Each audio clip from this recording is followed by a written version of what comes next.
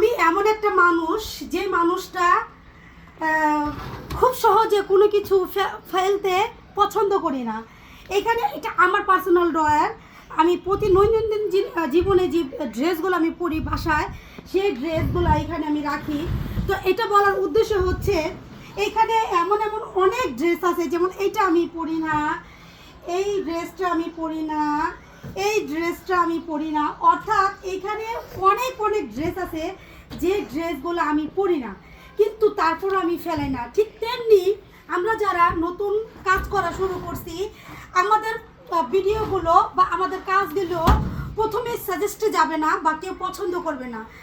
আমাদেরকে লেগে থাকতে হবে। একটা সময় দেখা যাবে যে মানুষগুলো আমাদের কাজগুলো গ্রহণ করে নেয় বা পছন্দ করে নেয়, একটা সময় গিয়ে তারাই আমাদের ভিডিওগুলো পছন্দ করে অ্যাকসেপ্ট করবে এবং আমাদের ভিডিওগুলো সাজেস্ট করিয়ে যাবে।